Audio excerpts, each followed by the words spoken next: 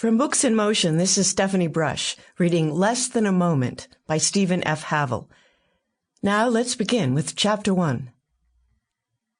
"You're on my list, bud," Deputy Edwin Hennessy grumbled as he looked up from his console. The target of the dispatcher's complaint, rookie news reporter Rick Chang, skirted the dispatcher's island and headed for the antiquated outbasket of police reports, perched atop the first of 4 equally antiquated filing cabinets. Chang, 26 years old, and with a freshly minted bachelor's degree in journalism from the University of New Mexico, glanced over at Hennessy. "Yeah, you," the deputy added. Chang frowned, managing to look equal parts contrite and confused. "Sir?" The young reporter was likely the only person in Posadas County who referred to Hennessy by that courtesy title. Hennessy took his time closing the Field and Stream magazine, pushed it away from himself as if it were an empty dinner plate, and swiveled his chair. For a moment he watched the young man leaf through the report copies.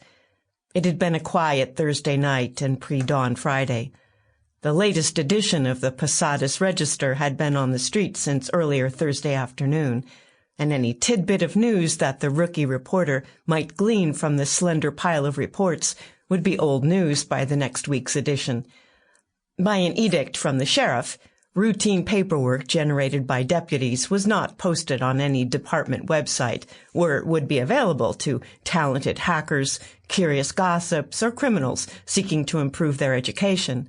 Sheriff Robert Torrez personally eschewed computers, preferring to read hard copy reports.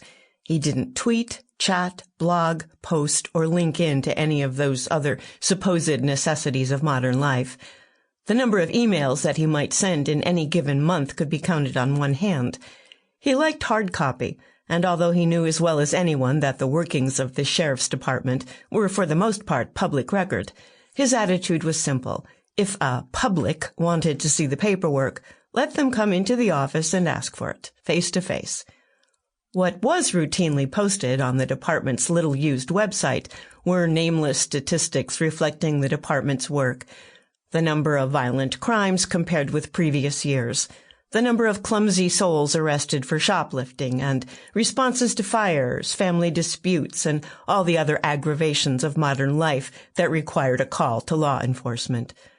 A curious web reader could find the number of people ticketed for running stop signs, for speeding, for failure to wear seat belts, for texting while rear-ending another vehicle. But as far as Sheriff Torrez was concerned, the job of naming names, if that's what the gossips wanted, was the turf of the local newspaper. Every morning, regular as clockwork, someone from the weekly Posadas Register, either publisher Frank Dayan or more often rookie reporter Rick Chang, stopped by the sheriff's office in hopes of a scoop worthy of a standalone story. Staff of the Register could have paid a visit to the outbasket once a week, but one never knew. A simple arrest could lead to an interesting story that demanded further investigation. Most of the paperwork in the wire basket, if not ignored as unnewsworthy, would deserve only a line or two in the standing newspaper column Sheriff's Report. As a newly hired cub reporter, Rick Chang had inherited the task of assembling the report each week. Deputy Hennessy pushed himself to his feet, making an effort to suck in his gut. He always felt a little intimidated by someone as elegantly put together as Rick Chang. Just over 6 feet tall, with black hair, inscrutable eyes behind frameless glasses, square shoulders, and not the slightest hint of belly flab, Chang moved with assured grace. Hennessy jerked up his Sam Brown belt so the utility rig's weight rode more easily above his hips. A short, narrow-shouldered man with a pear-shaped body and only a few wisps of graying hair mopped across his shiny skull, Hennessy had spent a long hitch as a security guard at one of the Albuquerque malls before seeking out small-town peace and quiet. The shopping mall's hard, polished tile floors had tortured his knees and inflamed his plantar fasciitis. As a dispatcher for the Posadas County Sheriff's Department, he didn't need to walk miles every night. Sheriff Robert Torrez was aware of Hennessy's intellectual limitations, but appreciated his work ethic. The man hadn't missed a shift in 2 years, had never been late, had never scooted for home a few minutes early at the end of the day. Sample complete. Ready to continue?